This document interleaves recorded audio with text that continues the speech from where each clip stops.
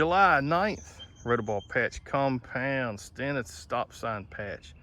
Admiring that beautiful Rowdy Robert Birdchat 1526, 150 square foot plant. She's coming into her own, and I have packed in those leaves like a bunch of sardines in a can. I'm pretty happy about that. And we're rooted in beautifully. This patch is 23 foot long by 6.5 feet wide. And most of everything is terminated. Field pumpkins. Starting to run a little bit. Mine down here on this side did the old Chris Brown. I tried to run the wrong way, so I did the old whoop-a-diddy-whoop, Chris Brown loop style. Trained her back the way she's supposed to go. Have some secondaries rolling past the mill fabric on either side. And have an additional 20 square foot or so to give before everything's terminated, at least primary termination. May let some tertiary growth happen later in the season if that gal looks like she could use it.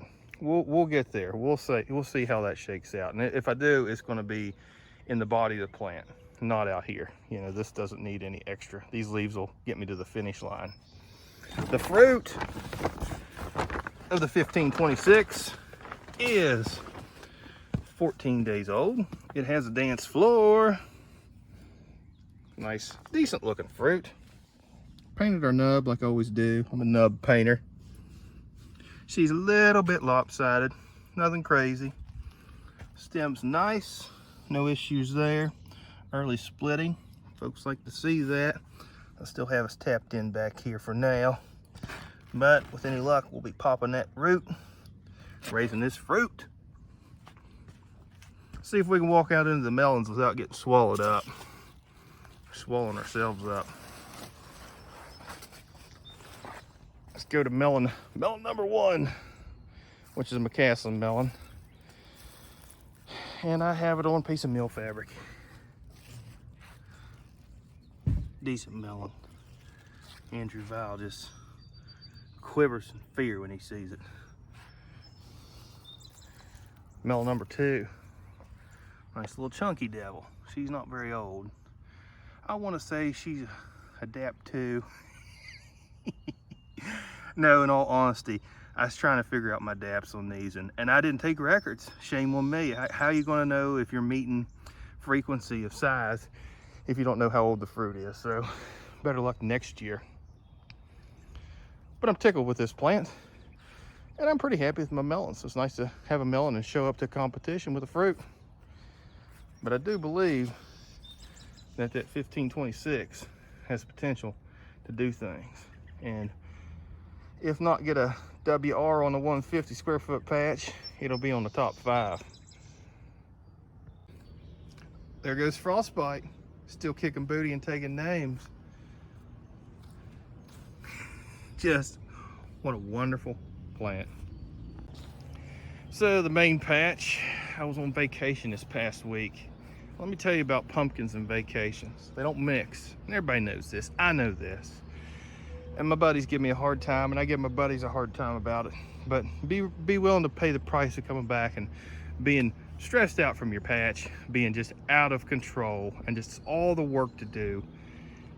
And I tried to do a fair bit yesterday, but that's the thing. You can't do it all at once now, can you? Because if you take off too many secondaries, too much vegetation, you're going to cause the pumpkin to abort. Not necessarily explode. It could explode, but definitely abort or have issues. So you've got to take it piece by piece. So before I get in there and start showing everything, I want to talk about each individual plant, what I faced, and the whole patch when I got back. So the Casper's plant, I had a fruit set on that I watched grow nicely, and I cut off the backup pumpkin. Here's the backup pumpkin. Yeah, it's actually the main pumpkin, but it wasn't putting on the pounds, so it got cut off before I left. What is now the main pumpkin it was the backup pumpkin.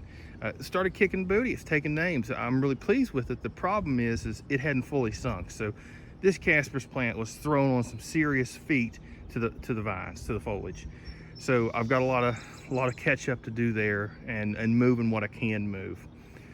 The plant clear at the corner, which is our squash plant. I also had a nice squash set on that when I went on vacation. it started to wheel out on me, and I could look at my Nest Cam and tell that I was kind of in trouble with that. And I thought, eh, she's going to be Splitsville. Well, guess what? There she is. Splitsville, big surprise. But I do have a nice backup on it that I left as a sink. And I'm going to show you that fruit here in a little bit. And I pollinated another today, so we're still going to end up with something there. The Rhodoball plant, we have a fruit fully sunk. I went on vacation with a DAP, oh, I don't know, 15 or 16, something along that lines. So I had a sunk fruit where it was sinking, hopefully. And so I didn't have nearly the amount of vegetation to deal with. Now, I still had 4 to 5 foot worth of secondary growth, but we're not talking 8 to 10 foot of secondary growth with 3 to 4 foot tertiary. The fruit was drawing enough juice to slow this plant down. So I was able to get home and clean up this plant that evening from driving. Ruby plant was pretty much the same way as the squash plant. You know, I have 2 fruit on it. The main fruit looks good. I did cut off the backup fruit. Here's the picture of the backup fruit. It looks like a butt. Yeah, I was growing a ruby butt, a big red butt. So I had to get rid of that. And I'll show you the main fruit that I kept, and it's better. But let's go ahead and start on that Casper's plant over here. Pretty happy with it still. Some volunteer tertiaries popped up here and there in the middle. I thought I got everything. I don't guess you always do or ever do. Had a beautiful purslane cover crop with some ragweed. Down here don't have any pumpkin roots, which is great.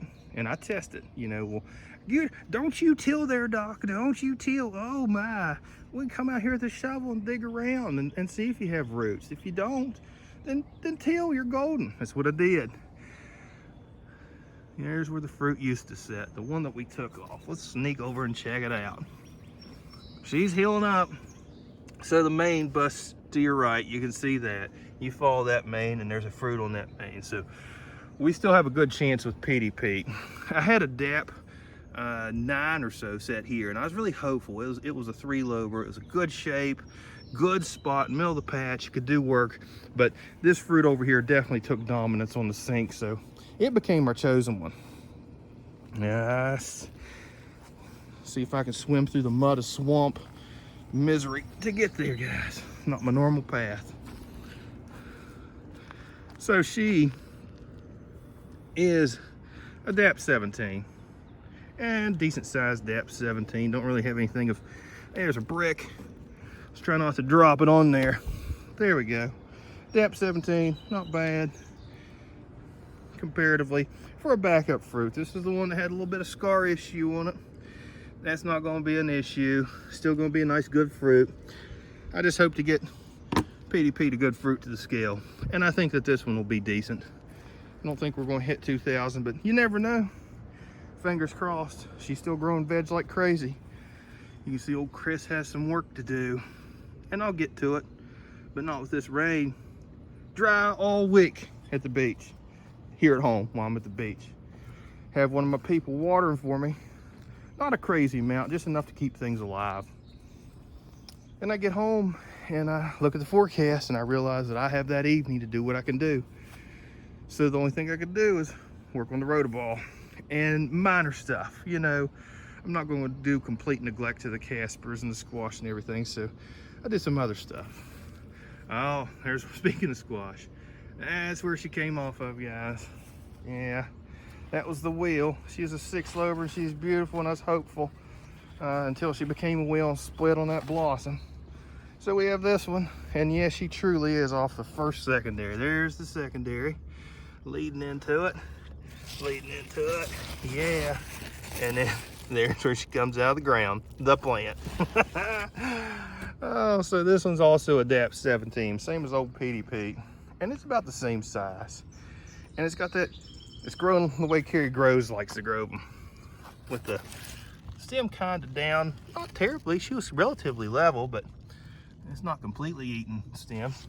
She's just got a big booty. Big booty. We'll see how it shakes out. I'm gonna keep it. That's my fruit off of first secondary, because I'm crazy. All right, so here's Ruby. Her plant is not bad as well. Needs a little bit of work. I cut some of these very distal secondaries that's going to bang onto the tomato box out of there. the fruit that looked like a butt came from somewhere in the middle of the plant right here. It was never a keeper. It was just a, why not grow a butt? And here's our DAP 16 Ruby. And she's pretty. I think we're going to end up with a nice one. She looks a lot like Mama. She doesn't look like Ruby, but like Goldie, like the pumpkin I did the clone off of. So that was a nice little heavy to chart. Probably 4 or 5% if I remember correctly. And just beautiful color, like Ruby. Goldie and Ruby are the same. The thing that makes me think she's more like her is this modeling. I don't know if there's a better term for it, but it's the skin's almost pedunculated. I don't know what to tell you guys, but I've seen it before on this line, and it tends to be a heavy indicator, and just a nice yellow turned into a nice orange and then a red fruit. So happy with that. Somebody needs to work this plant. So tilled this area too, and no roots. Believe it or not, I didn't have any Ruby roots out there, and I most certainly didn't have any 1965 Rotoball roots out there. Now, I did do a test hole kind of in this area, and guess what? Oh yeah, we got roots. This area, no. So this was already clean, it was fine, but you can see where I ran the tiller, and I'll get out here with a rake and try to clean it up. The rest of the grass, I'll probably weed up in this area. These plants, I'll probably use that Clethodium, which is just a grass killer. It won't take care of the purslane, but purslane doesn't get me too terribly excited. This is our scale fruit. Yeah, I've got scale too. All the cool kids have scales. This is the Rotoball fruit. She is DAP 24 today. She's a beautiful fruit, guys. Real tickled with this fruit. Nice shape and everything. Tiny bit lopsided from the top view. You can see that sticking out there a little bit, but mega short stem. Let me kick off my shoes and climb up on this scale. I gotta be like Nick McCaslin there. No hobo ass feet up on my scale, dirtying things up. Check out that stem. If it's any shorter, it'd be an innie. I just wish she was bigger. But you know, what pumpkin have you ever grown and thought, boy, I wish she was smaller? Oh, bear with me as I get my shoes on, just to prove to you. Took them off. No hobos on my hobo platform scale. So where's the scale head, Doc? Well, it's right underneath my butt in the dry. Like I said, she's small, 167 pounds. I would say that she's probably 10 or 15 more than that. That's a guess, because I did start to scale when she was maybe 20 pounds or something, 15 pounds, something along that line. So she might be closer to the 180 to 190 mark, realistically. It's still a small fruit for a DAP 24. We'll see how things change over the next, 60 days. But is she gonna hit 2,000 pounds? I just don't see it. Can she give me a nice 1,500 to 1,800 pound fruit? I sure hope so. Am I gonna learn something from watching her grow on that scale? Yeah, I already have. I've already learned that when she's small as a baby, she's putting on the pounds at night, and that's it, exclusively. Matter of fact, she's gonna lose pounds during the day. Now, as she approached the DAP 17 or 18 area, 16 area, she started putting on pounds during the day. Matter of fact, I've watched her put pounds on today during the daylight hours. This morning, and I'll show you the scale fruit there. That's what the scale said this morning. I think it's 158, 159. I can't remember offhand, but we just looked at the scale head there, and it was 167, I think it was. Yeah, 167. So, we've put on 8 or 9 pounds during the day, daylight hours, on a cloudy, overcast, rainy, miserable day. So that's exciting, but her weight still is primarily getting pounded on at night. Guys, I apologize. We had a couple weeks between these patch tours. You can see poor old Doc's got a lot of work ahead of him.